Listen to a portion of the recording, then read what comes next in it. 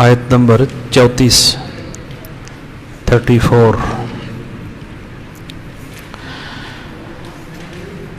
أعوذ بالله من الشيطان الرجيم بسم الله الرحمن الرحيم وإذ قلنا للملائكة اسجدوا لآدم فسجدوا إلا إبليس أبى واستكبر وكان من الكافرين وقلنا يا آدم اسكن أنت وزوجك الجنة وكلا منها رغدا حيث شئتما ولا تقربا هذه الشجرة فتكونا من الظالمين فأزلهما الشيطان عنها فأخرجهما مما كانا فيه وقلنا اهبطوا بعضكم لبعض عدو ولكم في الأرض مستقر ومتاع إلى حين فتلقى آدم من ربه كلمات فتاب عليه إنه هو التواب الرحيم قل اهبطوا منها جميعا فإما يأتينكم مني هدى فمن تبع هداي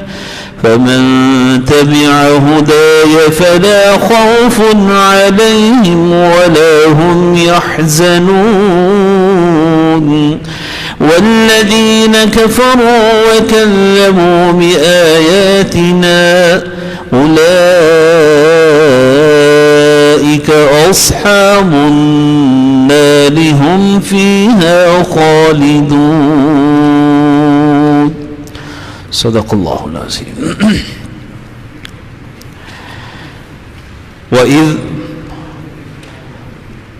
اور جب قلنا ہم نے کہا للملائکتی فرشتوں کے لیے اسجدو سجدہ کرو لآدم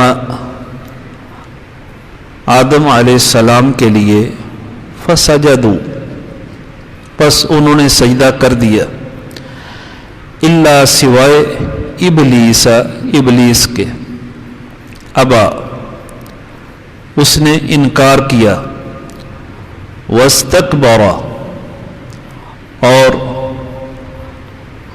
اپنے آپ کو بڑا جانا تکبر کیا وکان من الکافرین اور وہ ہو گیا انکار کرنے والوں میں سے وقلنا اور ہم نے کہا یا آدم اے آدم اسکن سکونت رہائش اختیار کرو انت تو و زوجکا اور تیری بیوی الجنت جنت میں بہشت میں وکلا اور تم دونوں کھاؤ منہا اس جنت میں رغدن وفر حیث جہاں سے بھی شئتما تم دونوں چاہو ولا تقربا اور تم نے قریب نہیں جانا ہذہ الشجرۃ اس درخت کے فتکونا پس تم ہو جاؤ گے من الظالمین ظالموں میں سے فأزلہما پس ان دونوں کو بہکایا الشیطان و شیطان نے عنہا اس درخت کے بارے فأخرجہما پس نکال دیا ان دونوں کو مما اس سے کانا فی جس میں وہ دونوں تھے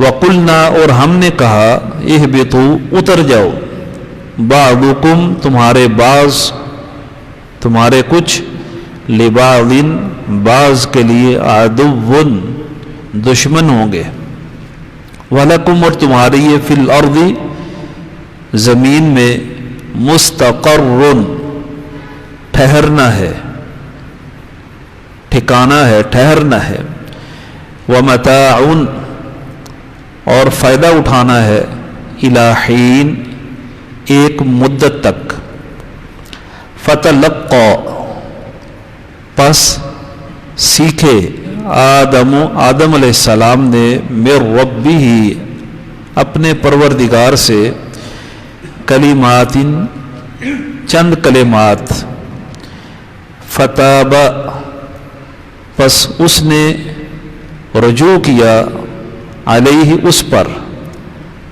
یعنی اللہ تعالیٰ نے آدم علیہ السلام کی توبہ قبول کی انہو بے شک وہ هو التواب بہت زیادہ توبہ قبول کرنے والا الرحیم نہایت مہربان ہے قلنا ہم نے کہا اہبطوا اتر جاؤ منہا اس سے جمیعاً سب کے سب فإما یأتینکم پس یقیناً ضرور آئے گی تمہارے پاس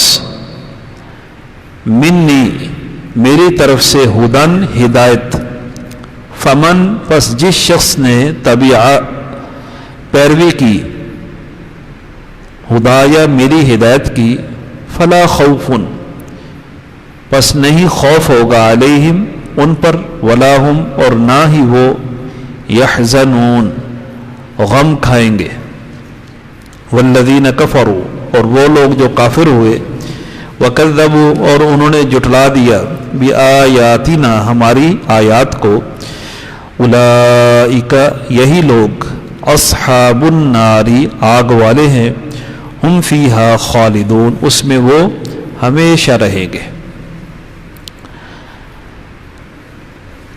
پیچھے ہم نے پڑھا ہے اللہ تعالیٰ نے آدم علیہ السلام کو علمی اعتبار سے فرشتوں کے اوپر فوقیت دی. اب آدم علیہ السلام کی دوسری فوقیت کا تذکرہ ہے. اللہ تعالیٰ فرماتے ہیں ہم نے فرشتوں کو حکم دیا کہ آدم علیہ السلام کے سامنے جھک جاؤ سجدہ کرو. فسجدوا الا ابلیس ابلیس کے علاوہ سب کے سب جھک گئے انہوں نے سجدہ کر دیا. یہاں دوسری فضیلت آدم علیہ السلام کی یہ کہ فرشتے ان کے سامنے جھکا دیے گئے. سجدہ اس کے بارے میں تھوڑی سی وضاحت. سجدہ اللہ رب العزت کے لیے جب کیا جاتا ہے تو بطور عبادت کیا جاتا ہے بندگی کے لیے عبادت کے لیے اور یہ سجدہ بہت عظیم عبادت ہے. آپ اس کو یوں کہہ لیں عبادت کا خلاصہ ہے اور انتہا ہے. عبادت کا یہ آخری مقام ہے جس میں عاجزی انکساری تذلل خضوع خشوع کی انتہا ہو جاتی ہے. اور سجدہ ہی وہ اللہ رب العزت کے ہاں خوبصورت عبادت ہے کہ جس میں اللہ تعالیٰ کی قربت نزدیکی سب سے زیادہ حاصل ہوتی ہے. سورہ علق میں اللہ تعالیٰ کیا فرماتے ہیں؟ حکم دیا واسجد واقترب سجدہ کیجئے اللہ کے قریب ترین ہو جائیے. اور اللہ تعالیٰ سے سجدے کی حالت میں انسان جب تسبیح کرتا ہے تو ایسے جیسے کوئی دو دوست آپس میں سرگوشیاں کرتے ہیں. اور یہ تذلل عاجزی انکساری بلکہ ذلت کی انتہا ہے. اللہ کے سامنے انسان اپنی ناک اور پیشانی رگڑ دیتا ہے اور یہ ایسا کام کرنا بڑا دشوار ہے اگر اللہ تعالیٰ کے علاوہ کسی اور کے لیے کیا جائے. کوئی کسی کو کہے میرے سامنے ناک رگڑ لکیریں نکال تو غیرت مند آدمی وہ یہ کام نہیں کرے گا, لڑے گا, جان دے دے گا, کسی کے سامنے ناک نہیں رگڑے گا. اللہ رب العزت کی عظمت, اس کی جلالت, بزرگی, شان, وہ مالک الملک اتنا عظیم ہے. مومن آدمی اس کا ایمان اتنا وسیع ہوتا ہے, عظیم ہوتا ہے کہ ایمان کی بنیاد پر نماز کے اندر فوراً گھٹنوں کے بال گرتے ہوئے ناک زمین پر رگڑ دیتا ہے. اے اللہ میں کچھ بھی نہیں, تو ہی میرا مالک ہے, حقیقی معبود ہے, میں تیرا عاجز بندہ ہوں. اور پھر ایک نماز کے اندر بار بار یہ عمل دہراتا ہے تو اللہ تعالیٰ کو وہ بندہ بڑا ہی محبوب, بڑا پسندیدہ ہے, جو اللہ کی رضا کے لیے اس کے سامنے اپنی پیشانی, ناک, چہرہ زمین کو پر رگڑ دیتا ہے. اللہ کے لیے یہ سجدہ کیا جائے تو یہ عبادت ہے. اب یہاں یہی سجدہ اللہ رب العزت نے حکم دیا کہ آدم کو کرو. اب آدم علیہ السلام کو سجدہ یہ بطور عبادت نہیں تھا, اللہ کا حکم تھا, یہ بطور تعظیم. آدم علیہ السلام کی بزرگی, ان کی شان اور ان کا مقام فرشتوں کو واضح کرنے کے لیے. اور ویسے بھی یہ اللہ رب العزت کے حکم کو سجدہ تھا, آدم علیہ السلام کی ذات کو سجدہ نہیں تھا. اللہ تعالیٰ کسی چیز کے بارے میں ہمیں حکم کر سکتے ہیں. بیت اللہ کی جانب ہم منہ کر کے نماز پڑھتے ہیں, ایک سمت مقرر. بیت اللہ کیا ہے؟ وہ پتھر کی دیواریں ہیں, ایک کمرہ بنا ہوا ہے. ہم ان پتھروں کو سجدہ تو نہیں کرتے, اس کمرے کو, کعبۃ اللہ کو ہم سجدہ نہیں کرتے. سجدہ ہم اللہ کی ذات کو کرتے ہیں, اللہ کی عبادت کے لیے. لیکن اللہ تعالیٰ کا حکم ہے کہ فَلْيَعْبُدُوا رَبَّ هَذَا الْبَيْتِ, اللہ کی عبادت کرنی ہے تو اس گھر کی جانب منہ کر کے نماز پڑھو, سجدہ کرو, یہ تمہارا قبلہ ہے, عبادت رب کی. تو آدم علیہ السلام کو یہ تعظیمی سجدہ کیا فرشتوں نے. اور بعض لوگ ان باتوں سے استدلال کر کے, یہ واقعہ بیان کر کے, یا سیدنا یوسف علیہ السلام ان کے سامنے ان کے والدین اور بھائیوں کا سجدہ ریز ہونا, جھکنا, اس کو دلیل بنیاد بنا کر لوگوں کے عقائد خراب کرتے ہیں. بعض صوفی قسم کے لوگ اور وحدت الوجود کا اقرار کرنے والے, وہ کہتے ہیں تعظیمی سجدہ جائز ہے. نتیجہ کیا ہے آپ بھی دیکھتے ہیں, اب تو دیکھنا نہایت آسان ہے. سوشل میڈیا کے اوپر آپ یہ ویڈیو ایسی دیکھتے ہوں گے کہ بزرگ بیٹھے ہیں, آپ پیری مریدی کے نام پر کیا ہو رہا ہے, ان کے سامنے وہ جھک رہے ہیں, سجدہ کر رہے ہیں, پاؤں کو بوسہ دے رہے ہیں. مرد بھی ہیں, عورتیں بھی ہیں, سجدہ ریزی ہو رہی ہے. کوئی قبر کو سجدہ کرتا ہے, وہ کہتے ہیں ہم اس کو سجدہ عبادت کے لیے, تعظیم کے لیے کرتے ہیں. حضرات یہ ان کے لیے حکم تھا, پہلی شریعت کے اندر اللہ تعالیٰ نے ان کے لیے جائز قرار دیا, ہماری شریعت کے اندر نہیں. اور پہلی امتوں میں کئی ایسے احکامات ہیں جو ہماری شریعت میں حرام ہیں. مثال کے طور پر آدم علیہ السلام کی شریعت میں کیا تھا, ایک وقت میں پیدا ہونے والا بھائی دوسرے وقت میں پیدا ہونے والی بہن کے ساتھ ان کا نکاح ہوتا تھا. ان کی شریعت میں جائز تھا. اللہ تعالیٰ نے نسل انسانی بڑھانی تھی تو یہ ان کی شریعت میں حکم جاری کر دیا. اب ہماری شریعت کے اندر بہن بھائی نکاح نہیں کر سکتے, چاہے ستیلے کیوں نہ ہو, چاہے وہ رضائی کیوں نہ ہو, وہ نکاح نہیں کر سکتے, حرام ہے. یہ ان کی شریعت میں جائز تھا. ایسے یعقوب علیہ السلام کی شریعت میں یہ جائز تھا کہ بیک وقت دو بہنیں ایک آدمی کے ساتھ نکاح کر سکتی ہیں, ان کی شریعت میں جائز تھا. اور یعقوب علیہ السلام کی دو بیویاں حقیقی بہنیں تھیں, زلفا اور بلہا, دو بہنیں تھیں, وہ ان کی بیویاں تھیں. اور ہماری شریعت کے اندر کیا ہے, اللہ تعالیٰ نے قرآن کریم میں واضح حکم دیا, وَأَن تَجْمَعُوا بَيْنَ الْأُخْتَيْنِ إِلَّا مَا قَدْ سَلَفَ. پہلے جو ہو چکا ہی. شریعت کے اندر دو بہنوں کے ساتھ بیک وقت نکاح کرنا دونوں کی حیات کے اندر یہ حرام ہے. جہاں حرام کے رشتے اللہ نے بیان کیے وہاں یہ بھی حرام کر دیا. اگر اس کو دلیل بنا کر آج اس پر عمل کیا جا سکتا ہے ان لوگوں کے ہاں, تو پھر ان چیزوں کے اوپر بھی عمل کرنا چاہیے. لہذا ان شریعتوں کے احکامات ان کے ساتھ تھے. ہمیں کیا حکم ہے؟ ابن ماجہ کی روایت ہے, عبداللہ بن ابی اوفا رضی اللہ تعالیٰ عنہ وہ شام کے علاقے میں گئے، وہاں دیکھا کہ ان کے حکمران کو، گورنر، بڑے لوگوں کو، ان کے درباری، ان کے بڑے پادریوں کو لوگ جھک کر سجدے کی حالت میں سلام کرتے۔ ان کے دل میں خیال آیا نبی اکرم صلی اللہ علیہ وسلم سے بڑھ کر کس کی ذات گرامی ہو سکتی۔ جب وہ واپس آئے مدینہ اور اللہ کے رسول صلی اللہ علیہ وسلم کے سامنے جھک گئے، آپ نے پوچھا عبداللہ یہ کیا ہے؟ کہا کہ میں نے ان لوگوں کو دیکھا ہے، آپ کی شان تو اعلیٰ ہے، لہذا آپ کے سامنے جھک گیا ہوں۔ تو آپ نے پھر وہ مشہور بات جو آپ حضرات سنتے رہتے فرمایا اللہ تعالیٰ کے علاوہ کسی کے لیے سجدہ جائز نہیں، اگر جائز ہوتا تو میں عورت کو، بیوی کو حکم دیتا اپنے خاوند کے سامنے جھکتی۔ تو بہرحال یہ مختصر سی میں نے سجدہ کے بارے میں تشریح کی تاکہ کچھ لوگ مغالطہ ڈال کر دوسروں کے عقائد خراب کرتے ہیں، اور یہ عام اب رسم و رواج بن گئے۔ پیر صاحب، بزرگ صاحب گھر آتے ہیں تو سارے لوگ لائن میں لگ جاتے ہیں، باری باری سجدہ کر رہے ہیں، قدم بوسی ہو رہی۔ یہ نہ صرف جہالت ہے، شریعت کے حکم کی خلاف ورزی ہے، اللہ تعالیٰ کے حدیث کا کلم کلا انکار ہے۔ تو فرشتوں نے سجدہ کر دیا۔ اب فرشتوں کے اندر ابلیس بھی تھا، شیطان کا ذاتی نام ہے ابلیس۔ یہ بڑا پاک باز، بہت زیادہ اللہ کی بات کرنے والا، اللہ کا قریبی، فرشتوں کی صفوں میں اس کا شمار ہوتا ہے۔ یہ بھی اسی حکم کے اندر آ گیا، بھی تو بھی سجدہ کر۔ اب ابلیس نے سجدہ کرنے سے انکار کر دیا۔ کیوں انکار کیا؟ مختصر یہ دو وجہ تھی۔ پہلی وجہ حسد تھا، حسد کہ ایسی اللہ تعالیٰ نے مخلوق بنا دی ہے جس کے سامنے فرشتوں کو جھکا دیا ہے، اب اس کے سامنے میں کیسے جھکوں؟ پھر اس نے قیاس کیا۔ سب سے پہلے جس نے قیاس کیا وہ ابلیس تھا۔ اپنا موازنہ آدم علیہ السلام سے کیا کہ میں آگ سے بنا ہوں، یہ مٹی سے بنا ہے، آگ بہتر ہے، مٹی کمتر ہے، جو بہتر ہے وہ کمتر کے سامنے کیسے جھک سکتا ہے، لہذا میں آگ سے بنا ہوں۔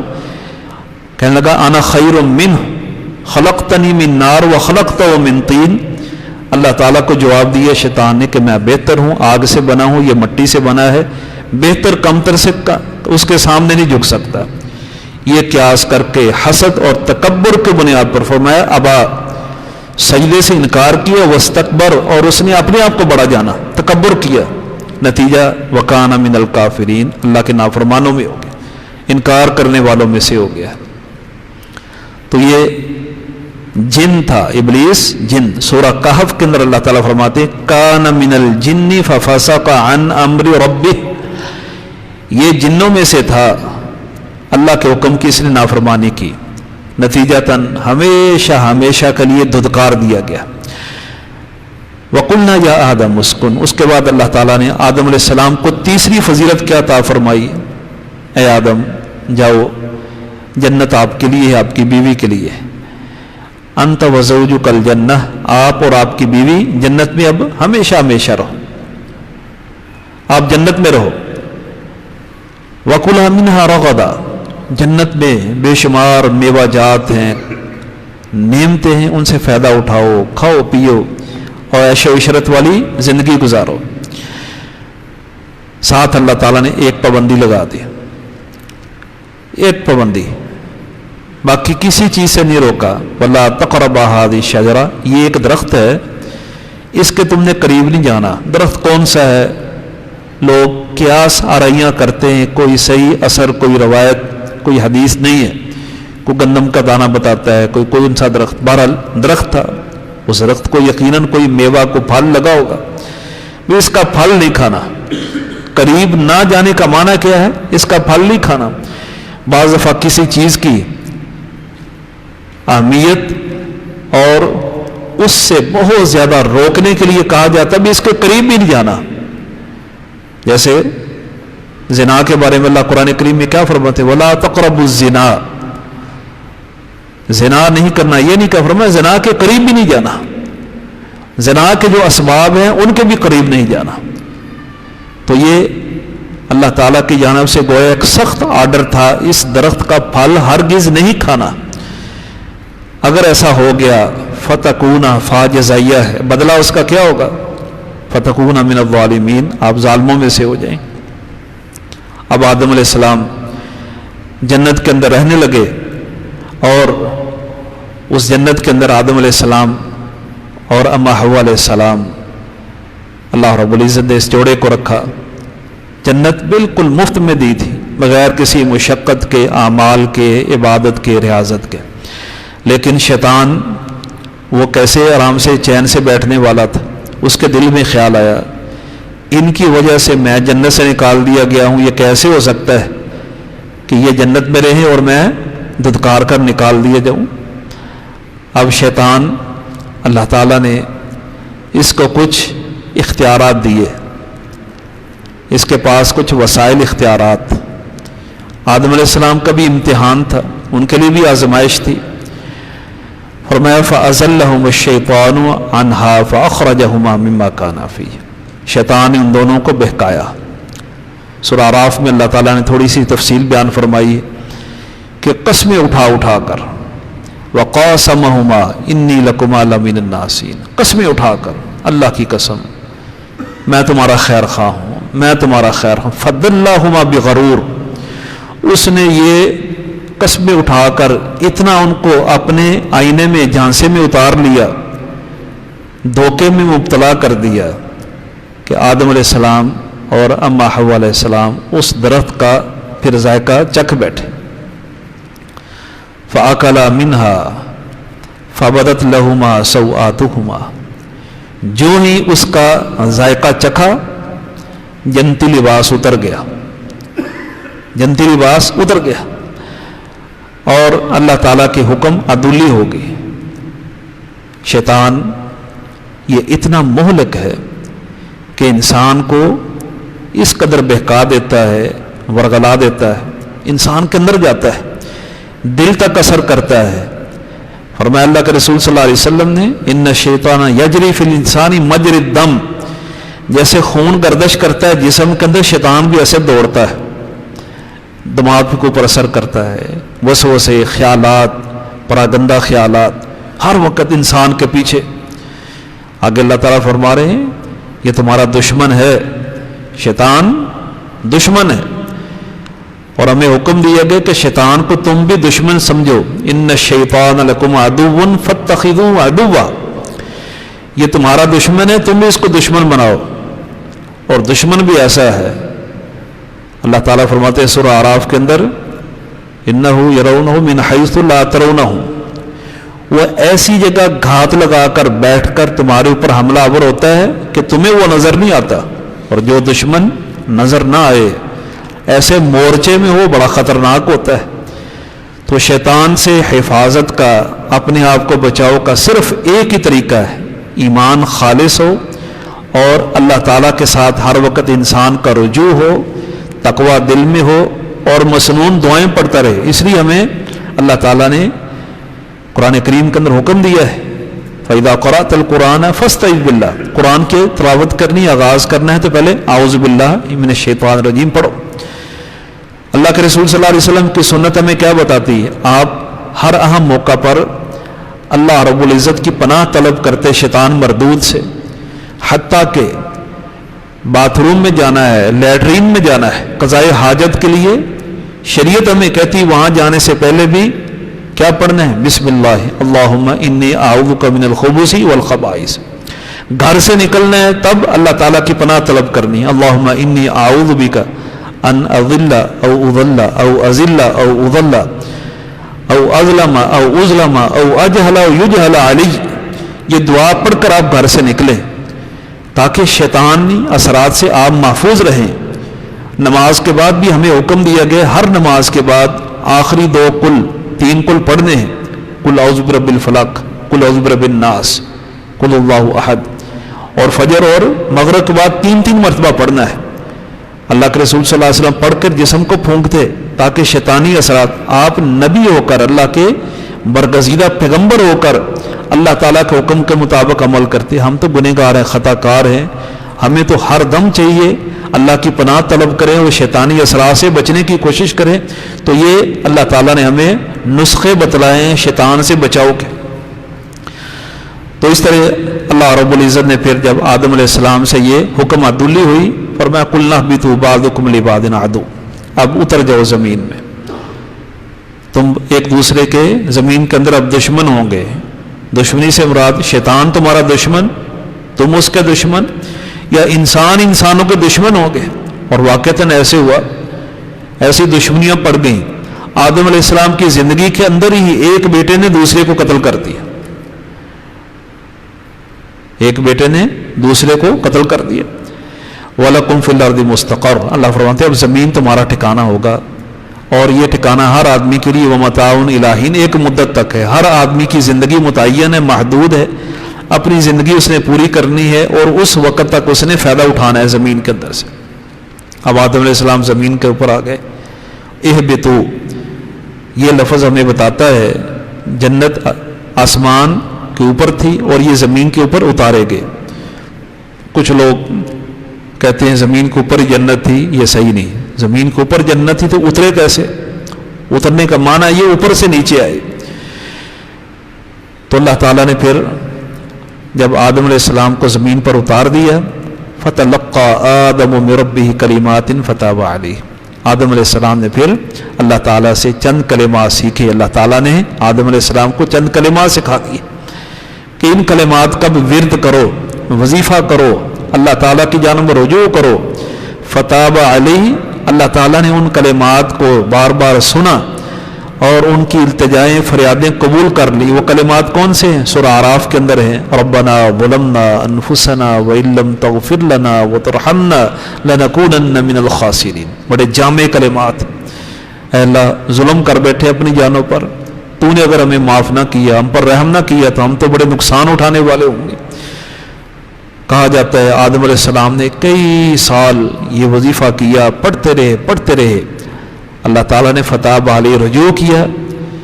انہ هو التواب الرحیم، وہ بہت زیادہ توبہ قبول کرنے والا بڑا مہربان ہے. کلمات بھی خود سکھائے تاکہ یہ رجوع کرے، اور اللہ نے رجوع قبول کر لیا.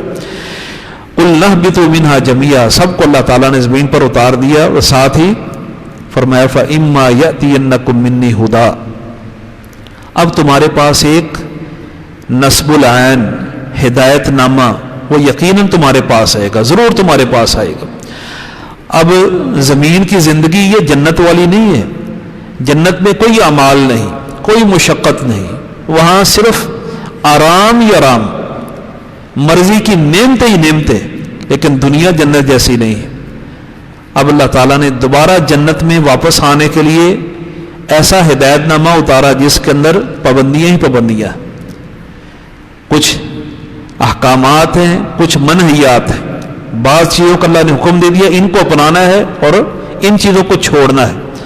اب جو اس ہدایت نامے کو قبول کرے گا، مانے گا، اللہ تعالیٰ فرماتے فمن تبع ہدایا، جس نے میری ہدایت کو قبول کیا، اس کے مطابق چلا، اس کی پیروی کی، فلا خوف علیہم ولا هم یحزنون، وہی لوگ جنت میں واپس آئیں گے. ان لوگوں کے اوپر کسی قسم کا خوف نہیں ہوگا، نہ وہ غم زدہ ہوں گے. اب آپ خود ہی اندازہ لگا لیں، جنت کے اندر ایک پابندی تھی درخت کا پھل نہیں کھانا، ایک درخت کا، وہ سب کا نہیں. اور اب دنیا کے اندر ہمارے اوپر کتنی پابندیاں لگا دی گئی، یہ کام تم نے کرنے ہیں، یہ نہیں کرنے، ان پر عمل کرنا ہے، ان کو چھوڑنا ہے. اب سب پابندیوں پر عمل ہوگا تو پھر دوبارہ اپنی اس جنت کے اندر ہم جا سکیں گے جہاں سے ہم نکال دیے گئے تھے. خوف اور غم، خوف اور حزن، دو چیز اللہ تعالیٰ نے بیان فرمائی. خوف ہوتا ہے آنے والے وقت کا، اور حزن غم ہوتا ہے گزرے ہوئے وقت کا. جو اللہ تعالیٰ کی ہدایت کو قبول کر کے اس کی مرضی کے مطابق زندگی گزاریں گے، فرمایا قیامت والے دن جب وہ میرے پاس آئیں گے ان کو آنے والے وقت کا خوف نہیں ہوگا اور گزری ہوئی زندگی کے اوپر غم نہیں ہوگا. یہ اللہ کے نیک لوگوں کی نشانی ہے. اللہ ان اولیاء اللہ لا خوف علیہم ولا هم یحزنون. اللہ کا ولی، اللہ کے ولی ہونے کے لیے ضروری نہیں ہے کہ وہ خاص کوئی چلے کاٹے، خاص کوئی اعمال کرے. جو 5 وقت کی نماز پڑھتا ہے، جس کا عقیدہ موحدانہ ہے، رزق حلال کھاتا ہے، اس کا عمل سنت کے مطابق ہے، اللہ کی رضا کا ہی عمل کرتا ہے، اس کا اخلاق اچھا ہے، صلہ رحمی کرتا ہے، حقوق العباد کا بھی خیال رکھتا ہے، حقوق اللہ بھی کا خیال رکھتا ہے، وہ انسان وقت کا بہت بڑا ولی ہے، بہت بڑا ولی ہے، وہ اللہ کا دوست ہے. ایسے لوگوں کو مطلب فرمایا فلا خوف علیہم ولا هم یحزنون، یہ واپسی کا راستہ ہے جنت میں۔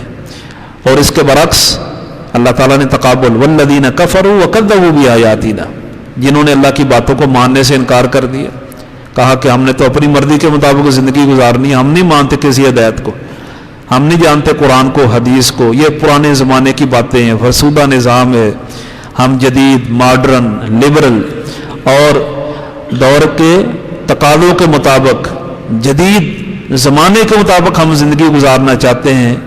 وہ لوگ پھر اللہ کی آیتوں کا انکار کر دیتے ہیں۔ فرمایا یہ لوگ کون ہوں گے؟ دو ہی ٹھکانے، یا وہ جنت یا دوسرا جہنم، تیسرا کوئی ٹھکانہ نہیں۔ فرمایا اولئک اصحاب النار، یہ آگ والے ہیں، ہم فیہا خالدون، یہ اس میں ہمیشہ رہیں گے۔ اللہ رب العزت ہمیں اپنے نیک بندوں میں شمار فرمائے، اپنی دی ہوئی ہدایت کے مطابق عمل کی توفیق عطا فرمائے۔ آخر دعوانا ان الحمد للہ رب العالمین۔